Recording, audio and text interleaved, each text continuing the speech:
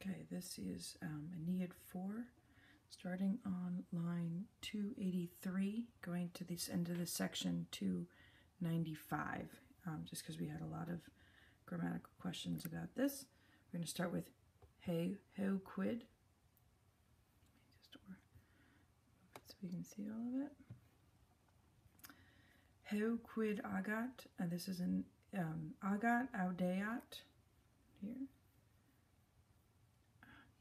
Agat, audeat, and sumat, these are all deliberative subjunctive. We usually use the translation should.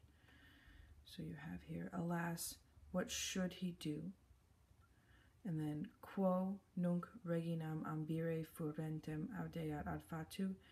I would do quo ad fatu, with what speech, with what words, with what speech should he dare to ambire, to talk around or to go around, conciliate this queen who is furentem, crazy, mad. And then I think the nunc goes with what speech now should he dare. Now whether you have the now going with that she's now crazy, I'm not sure, because technically he doesn't think that she knows yet. Anyway, I would probably put it with the verb. And then quae prima exordia sumat, what first beginnings should he take up? Should he start? And then this next part is in the indicative. And then here we have his divided mind, and you can see a lot of things divided. The animum and the calerem, the nunc and the nunc, the hook and the aluk. Okay, and then you have the verb divided. And he divides his mind, now his quick mind, now to this way, now to that way. Hugiluk. Okay. And then he, again here we have in partis, there's that partis is partes, and warias goes with that. This is a long I, again they did that a lot.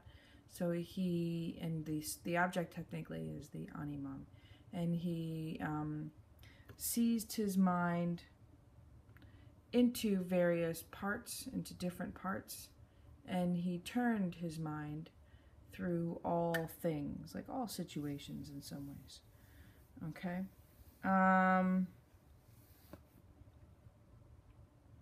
And before I continue, just remember those deliberative subjunctives go to Aeneas's uncertainty, his confusion about the whole situation.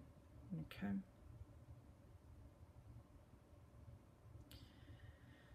Okay, and then we have, this is the subject, the hike, potior sententia visa. Visa s is your verb here.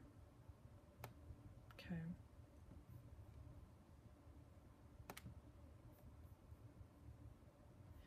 This opinion, option, sententia has a lot of different view.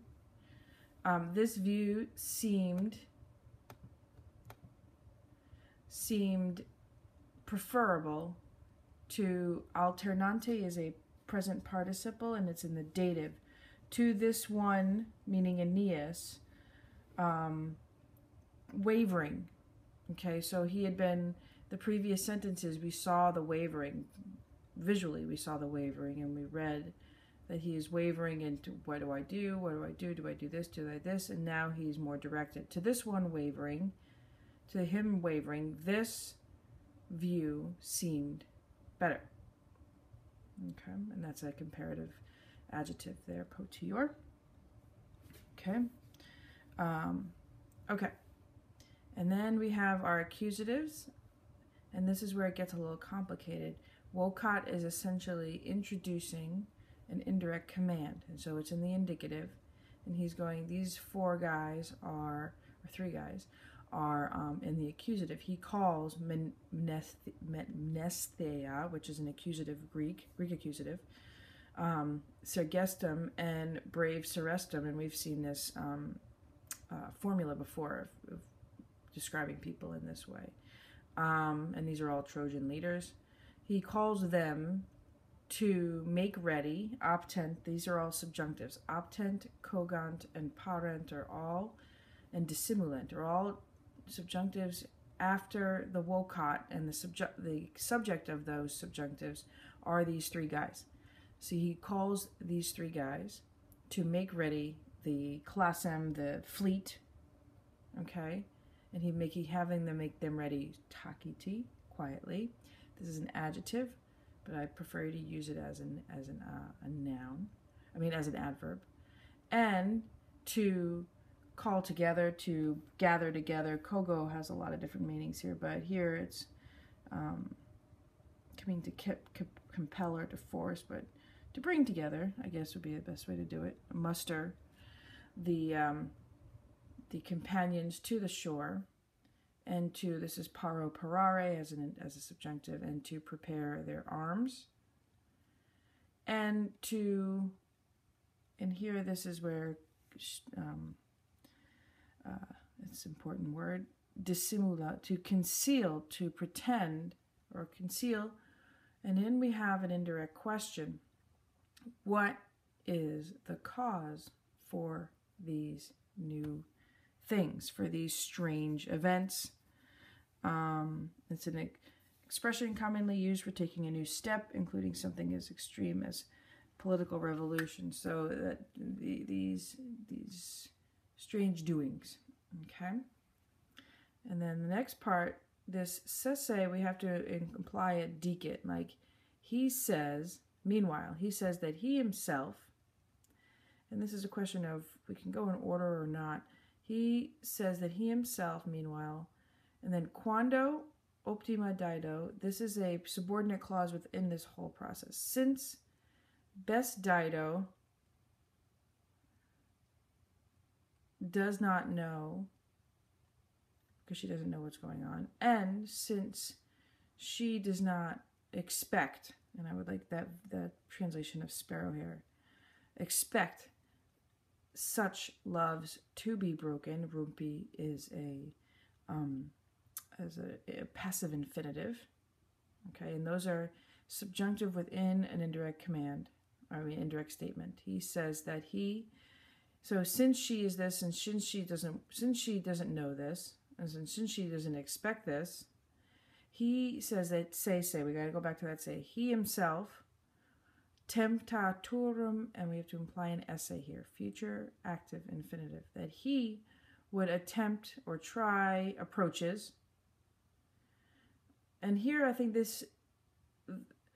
we have indirect questions here, this next part, and I think this is what those approaches are, like what is the mollissima, what is the softest time of speaking. Fandi here is a gerund, okay, in the genitive of speaking, for fare fatusum, very important verb. What is the softest time of speaking? And we're implying the verb sint here, that's not existing, but it's a subjunctive. If it was there, it would be subjunctive. And what is the right way for these things? Okay. Again, we would assume to sit here. And then ocius, we have here a comparative adverb, okay. More swiftly, or rather swiftly. Omnes light, the omnes here are his men. All of them lighty. Here I would use it adverbally. This is an adjective, but I would say happily. And this is the verb pareo, to obey. This is not subjunctive. This is just an indicative of pareo. Obey, you obey a dative, his order, and his power, I should say, more than anything else. They obey his power. And go about doing, facesso, they fulfill his orders. Okay?